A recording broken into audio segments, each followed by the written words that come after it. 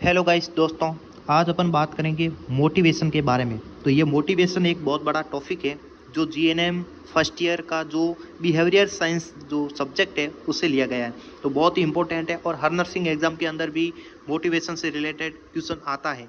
ठीक है, तो आपको इसमें पूरा वीडियो देखें, बीच में स्किप ना करें ताकि आपको पूरा का पूरा समझ में आ सके और आप साथ साथ इसका नोट्स भी बना सकते हैं।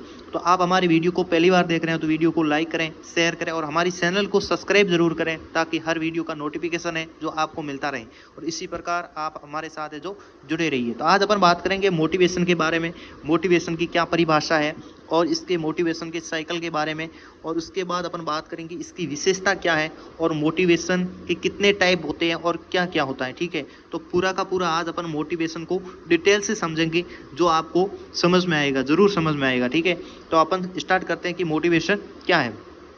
तो अपन बात करें तो प्रेरणा भी एक व्यवहार करने की दिशा के रूप में परिभाषित किया जा सकता है। प्रेरणा लक्ष्य आधारित व्यवहार करने हेतु प्रोत्साहित करती है। प्रेरणा, हमको जो प्रेरणा मिलती है वो एक लक्ष्य आधारित व्यवहार करने हेतु है जो प्रोत्साहित करती है ताकि हम उस लक्ष्य तक है जो पहुंच सके।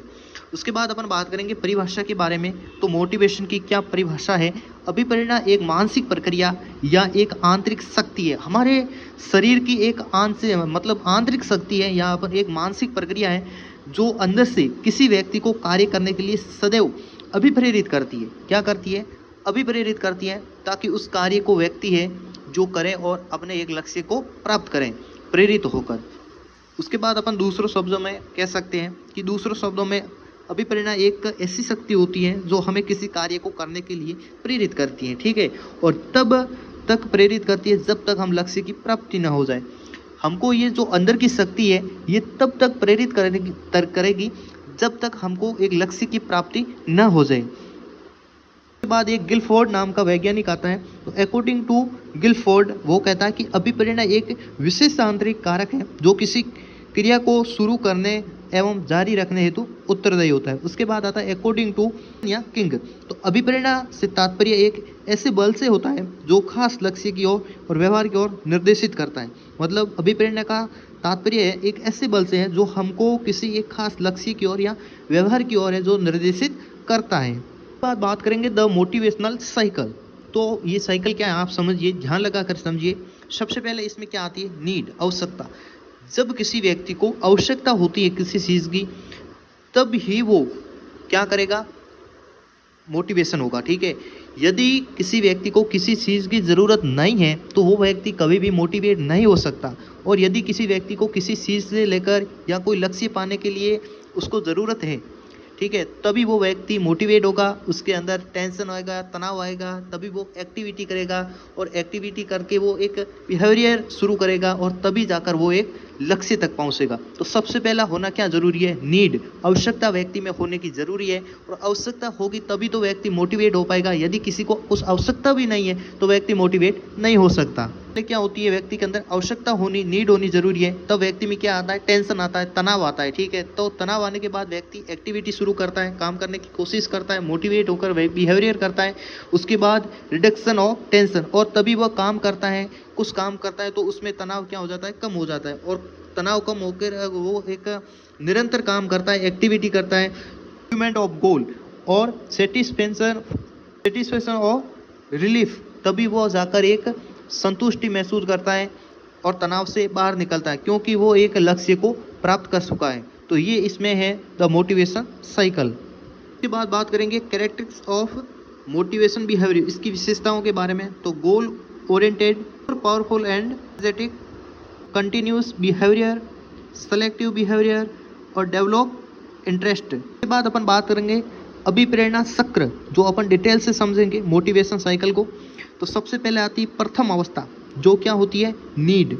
ठीक है, तो जो अभिप्रेरणा चक्र है, जो मोटिवेशन साइकिल है, इस अभिप्रेरणा चक्र को 3 अवस्थाओं के माध्यम से हम समझेंगे। ठीक है, पहली नीड और दूसरी लक्ष्य निर्देशित व्यवहार, तीसरी इसमें हो जाएगी लक्ष्य की प्राप्ति। ठीक है, तो सबसे पहले अपन बात करते हैं प्रथम अवस्था की जो क्या है? नीड है, आवश्यकता है। तो प्रेरणा हमेशा आवश्यकता से उत्पन्न होती है। प्रेरणा कब? हमको मोटिवेशन कब उत्पन्न होगा? जब हमको किसी की आवश्यकता होगी तभी ही प्रेरणा उत्पन्न होगी। ठीक है, तो प्रेरणा हमेशा किसी आवश्यकता नीड से उत्पन्न होती है। उसके बाद आती है द्वितीय अवस्था। प्रेरणा किसी विशेष व्यवहार को उत्पन्न करती है जो लक्ष्य की पूर्ति में सहायक बनती है। जब हमको मोटिवेशन आएगा, प्रेरणा आएगी, तब हम क्या करेंगे, कोई व्यवहार करेंगे, काम करेंगे, और तभी हमको क्या होगी, एक लक्ष्य की पूर्ति के अंदर वो सहयोग होगी। ठीक है, तो लक्ष्य निर्देशित व्यवहार ये हो जाएगी दूसरी अवस्था। बाद आती है तीसरी अवस्था। तो तीसरे चरण में लक्ष्य की प्राप्ति होती है। लक्ष्य की प्राप्ति यह दिख रहा है, ये तीसरी अवस्था है। ठीक है, शक्कर की। तो तीसरे चरण में लक्ष्य की प्राप्ति होती है, जिसके परिणाम स्वरूप व्यक्ति के संतुलन में कमी आती है। ठीक है, तथा व्यक्ति राहत का अनुभव करता है क्योंकि उसको एक लक्ष्य की प्राप्ति हो गई है। इसी के साथ प्रेरणा चक्र है वो पूर्ण हो जाता है, क्योंकि व्यक्ति की नीड पूरी हो जाती है, उसकी जो ज़रूरतें हैं वो पूरी हो जाती है। तो उस ज़रूरत के पूरे होने के साथ उसका मोटिवेशन, जो प्रेरणा है वो भी समाप्त हो जाती है, क्योंकि उसकी जो आवश्यकता थी वो अभी पूरी हो चुकी है। ठीक है, तो वो पूर्ण होता है, और तब तक कि वो पूर्ण आवश्यकता उत्पन्न नहीं हो, और अपन को जब तक दोबारी कोई आवश्यकता नहीं पड़ेगी तब तक वो हमारे लिए जो मोटिवेशन है, जो प्रेरणा है, वो उत्पन्न वापस नहीं होगी। वो उत्पन्न तभी होगी जब हमको किसी चीज़ को लेकर आवश्यकता रहेगी। ठीक है, उसके बाद अपन बात करेंगे टाइप्स ऑफ मोटिव। तो ये बहुत ही इंपॉर्टेंट है, और आपको ध्यान लगाकर ये इसमें समझना है, और बहुत ही ईजिली से आपको आशा करता हूँ कि समझ में आएगा। तो सबसे पहला टाइप्स है प्राइमरी टाइप्स, जिसको अपन बायोलॉजिकल मोटिव भी कहते हैं। तो इसमें क्या है, प्रत्येक जीवित रहने हेतु, जीवन का अस्तित्व बनाए रखने हेतु आवश्यक है। ठीक है, कि प्रेरक, ये जो प्रेरक है ये जीवित रहने हेतु या जीवन का अस्तित्व बनाए रखने हेतु आवश्यक है। इसमें सबसे पहले देख लेते हैं हंगर यानी भूख। तो व्यक्ति द्वारा कार्य करने पर शरीर में ऊर्जा और ग्लूकोज की आवश्यकता उत्पन्न होती है, जिसके परिणाम स्वरूप भूख है जो एहसास होता है, और ये प्रेरक क्या करता है, भोजन की आवश्यकता की पूर्ति हेतु हमको प्रेरित करता है। हमको भूख लगती है, हमको जब शरीर को मतलब भोजन की आवश्यकता होती है, ग्लूकोज की आवश्यकता होती है, तो हमको ये आवश्यकता होती है, पहले नीड होती है शरीर को, तब हम क्या होते हैं, मोटिव होते हैं, काम करते हैं, भोजन बनाते हैं, उसको खाते हैं। और हम जब भोजन खा लेते हैं तो हमारी वो जो प्रेरणा है, जो मोटिव है, वो उस भोजन के साथ समाप्त हो जाती है। ठीक है, तो ये आवश्यकता पूर्ति करने हेतु हमको क्या करती है, प्रेरित करती है कि क्या करना है, भोजन को खाना है, शरीर को आवश्यकता। उसके बाद जैसे इसी प्रकार प्यास है, थ्रिस्ट, तो शरीर में पानी की कमी होने पर हमें पानी पीने की आवश्यकता महसूस होती है। ठीक है, मुंह और गला सूखने के प्यास का एक एहसास होता है। ये प्रेरक व्यक्ति को पानी पीने की दिशा की ओर व्यवहार करने हेतु प्रेरित करता है कि भाई पानी है जो जल्दी से जल्दी शरीर को पिलाओ। उसके बाद अपन बात करें जैसे नींद की भी आवश्यकता होती है, तो ये भी एक क्या है, बायोलॉजिकल मोटिव है। ठीक है, क्योंकि इस बॉडी को आवश्यकता होती है, तो इसमें स्लीप, नींद, थकान को दूर करने एवं शारीरिक या मानसिक आयाम को नींद की अति आवश्यक है, जो व्यक्ति को रिलैक्स करके ऊर्जावान बनाती है। उसके साथ सेक्स, यौन, तो स्वस्थ मानसिक और शारीरिक विकास हेतु यौन संबंधों की संतुष्टि भी आवश्यक है, क्योंकि हमारी जो सामाजिक और व्यवस्थाओं में यौन संबंधों की संतुष्टि विवाह के पश्चात ही संभव है, जो पहले नहीं है।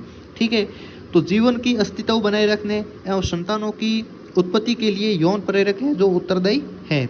आता है दूसरा टाइप्स आता है जो मेन मोटिव का, वो है पर्सनल, जिसके अंदर लाइफ गोल। तो प्रत्येक व्यक्ति का कोई न कोई जीवन के अंदर लक्ष्य आवश्यक होता है। ठीक है, तो व्यक्ति अपनी क्षमताओं और आवश्यकताओं के अनुसार जीवन में लक्ष्य तय करता है। जैसी उस व्यक्ति की क्षमता है वैसे वो एक लक्ष्य तैयार कर लेता है। ठीक है, तो जीवन में लक्ष्य व्यक्ति को उसी दिशा में कार्य करने के लिए जो प्रेरित करता है, जैसी उसकी आवश्यकता है, जैसा उसका डिमांड है। तो ये एक हो गया लाइफ गोल। उसके बाद आता है रुचि, इंटरेस्ट। तो व्यक्ति को जो रुचि होगी वो उसी का ही कार्य करेगा। ठीक है, उसी तरफ कार्य करने के लिए जाएगा। तो व्यक्ति की रुचि या इंटरेस्ट उसकी कार्य क्षमता और व्यवहार को प्रभावित करता है। व्यक्ति अपने रुचि के कार्य को आसानी से और सुगमता से कर पाता है। ठीक है, रुचि व्यक्ति को एक उत्साहपूर्ण कार्य करने के लिए भी प्रेरित करती है। उसके बाद आता है हैबिट, आदतें। तो आदतें अच्छी हो या बुरी हो, आदत तो आदत रहती है। तो व्यक्तिगत आदतें व्यक्ति को सदैव एक आदत जन्य विवाद करने के लिए भी प्रेरित करती है। उसके बाद आता है आकांक्षा या इंसा। तो प्रत्येक व्यक्ति के जीवन में अनेक आकांक्षा, इंसाएं होती है, और व्यक्ति के व्यवहार में इसकी आकांक्षा, इंसाएं स्पष्ट नजर आती है। ठीक है, और इन इंसाओं की पूर्ति हेतु व्यक्ति है जो व्यवहार करता है। बाद आता है जनरल मोटिव। ठीक है, जैसे इसके अंदर आ गया जिज्ञासा। ठीक है। जिज्ञासा, हर एक व्यक्ति की जो जिज्ञासा होती है कुछ नई चीज़ जानने के लिए, तो जो व्यक्ति नई चीज़ जानने के लिए जिज्ञासा होती है, हर नई चीज़ जानने के लिए, तो वो क्या होता है, उस चीज़ को जानने के लिए प्रेरित होता है, मोटिव होता है, ठीक है। तो सभी व्यक्ति एक नई वस्तुओं, स्थितियों के बारे में जानना चाहते हैं, और ये जिज्ञासा व्यक्ति के सदैव जीवन में खोज एवं आविष्कार करने हेतु है, जो प्रेरित करती है नई नई चीज़ों को खोजना और उसका आविष्कार करने के लिए। उसके बाद आता है हास्य या विनोद। ये क्या है, तो हास्य या विनोद प्रसन्नता उत्पन्न कर ऊर्जा का एक संसार करता है। हंसना मानव की एक विशिष्ट प्रवृत्ति है, जैसे तनाव या चिंता हो, तो व्यक्ति हंसता है, प्रेरित होकर हंसता है। तो हंसना भी एक अच्छा संभावना है, मतलब इसमें क्या होता है, व्यक्ति एक विशिष्ट प्रवृत्ति है जिसमें व्यक्ति तनाव और चिंता है, जो व्यक्ति की एंजाइटी है वो क्या होती है, कम होती है हंसने से। उसके बाद बात करते हैं पलायन। तो पलायन भी व्यक्ति करते हैं जब प्रतिकूल परिस्थितियों, शारीरिक हानि या मानसिक तनाव उत्पन्न होने की संभावना होती है। जब किसी व्यक्ति को शारीरिक हानि या कोई मानसिक तनाव उत्पन्न होने की कोई संभावना हो, तो व्यक्ति क्या करता है, पहले उस चीज़ से बचने के लिए पलायन करता है, ताकि उससे बच सके, जिससे उसको हानि भी ना हो और मानसिक संतुष्टि भी मिल सके। तो वो क्या करता है, पलायन करता है। तो जब प्रतिकूल परिस्थितियों, उसके व्यक्ति के प्रतिकूल परिस्थितियों, शारीरिक हानि या कुछ मानसिक तनाव उत्पन्न होने की संभावना अधिक होती है, तो व्यक्ति ऐसी परिस्थितियों से बचना चाहता है और वहाँ से पलायन करता है, यहाँ से भाग जाता है। उसके बाद आता है संघर्ष। तो संघर्ष एक प्रेरक व्यक्ति को परिस्थितियों का सामना करने और लड़ने हेतु प्रेरित करता है। मतलब कैसी भी कठिन से कठिन परिस्थिति हो, तो उसमें लड़ना सिखाता है और उसका सामना करना सिखाता है, ताकि वह एक लक्ष्य तक पहुंच सके। और संघर्ष प्रेरक के कारण जो व्यक्ति है, जो निरंतर लक्ष्य प्राप्ति की दिशा में जो कार्य है वो करता है। उसके बाद आता है सोशल मोटिव, ठीक है। इसमें आता है प्रशंसा या निंदा। देखो, सोशल मोटिव में प्रशंसा भी होती है और निंदा भी होती है। तो ये मानव स्वभाव से प्रशंसा का एक भूखा होता है जो व्यक्ति, और अपनी निंदा से बचना चाहता है। हर व्यक्ति है जो एक प्रशंसा का भूखा होता है, कि वो हर व्यक्ति सोचता है कि मैं अच्छा कार्य करूं और लोग है समाज के अंदर मेरी है जो प्रशंसा करें। और लोग निंदा से भी बचना चाहते हैं, क्योंकि गलत से कार्य न करें, और लोगों से है जो मुंह से निंदा नहीं सुनना चाहता। आज के टाइम में कौन सुनना चाहता है, तो अपनी निंदा से बचना चाहता है। और प्रशंसा व्यक्ति को बार बार उस कार्य करने के लिए प्रेरित करती है। प्रशंसा क्या होती है, उस व्यक्ति को बार बार अच्छे कार्य करने के लिए प्रेरित करती है, ताकि उस व्यक्ति को प्रशंसा मिल सके लोगों के मुँह से, ठीक है। तो उसकी एक प्रशंसा हुई है, और तथा कार्य के लिए उसकी एक निंदा हुई है, तो व्यक्ति उस कार्य से बचना चाहेगा। और यदि किसी गलत कार्य से व्यक्ति की निंदा होती है, मारपीट होती है, जेल होती है, तो वो क्या होता है, व्यक्ति उस कार्य से बचना चाहता है और दोबारा वो कार्य नहीं करना चाहता। उसके बाद आता है प्रभुत्व। तो मानव प्रत्येक क्षेत्र में दोनों पर हावी होने की कोशिश करता है, ठीक है। जो मानव है क्षेत्र में सोचता है कि हर स्टेज पर मैं जो हावी हो जाऊं। शिक्षा, आयु, शिक्षा, शक्ति, पद आधारित बल पर व्यक्ति एक प्रभुत्व दर्शाता है। आक्रामक प्रवृत्ति भी प्रभुत्व जो प्रेरक है, जो अभिव्यक्ति है। उसके बाद आता है आत्मसंप्रण। ये प्रत्येक प्रेरक अर्जित प्रवृत्ति का है, क्योंकि आत्मसंप्रण का गुण व्यक्ति, परिवार और समाज से ही सीखता है। जो ये व्यक्ति होता है, जो आत्मसंप्रण का जो गुण है, व्यक्ति, परिवार और समाज से ही सीखता है। अपनी गलती स्वीकार करने और इसका पंचताप करने की प्रवृत्ति है, वो आत्मसंप्रण कहलाती है। उसके बाद आता है सहानुभूति। प्रत्येक व्यक्ति अन्य व्यक्तियों के प्रति सहानुभूति रखता है। उसकी मात्रा कम या अधिक हो सकती है, और अपने से निरंतर और ज़रूरतमंद लोगों की तथा यथासंभव मदद करना सहानुभूति प्रेरक के कारण ही होता है। उसके बाद आता है इकोनॉमिक, आर्थिक। तो आर्थिक प्रेरकों में पुरस्कार, बोनस, वेतन वृद्धि, प्रमोशन, अतिरिक्त वेतन आदि का आर्थिक लाभ शामिल है। तो इसमें वर्तमान भौतिकवादी युग में व्यक्ति व्यवहार को काफ़ी हद तक प्रभावित करता है, ताकि उसको बोनस मिले, वेतन मिले, प्रमोशन मिले। तो आदि के लिए व्यक्ति क्या होता है, प्रेरक होता है, यानी मोटिव होता रहता है। इसी मोटिवेशन के अंदर एक सिद्धांत आता है, जिस सिद्धांत का नाम है नीड हायरार्की मॉडल, ठीक है, जिसको मास्लो द्वारा प्रस्तुत आवश्यकता पदानुक्रम एक सिद्धांत है, जिसको अपन समझे कि ये बहुत ही इम्पोर्टेंट है।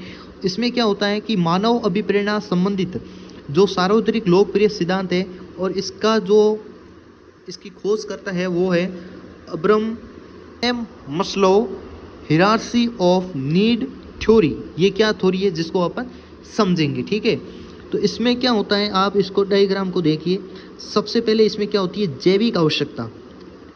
हर व्यक्ति को सबसे पहले जैविक आवश्यकता होती है, खाना पीना, रहना, कपड़े, घर, ये होती है। उसके बाद उसको क्या चाहिए, सुरक्षा की आवश्यकता। दूसरे नंबर क्या है, सुरक्षा।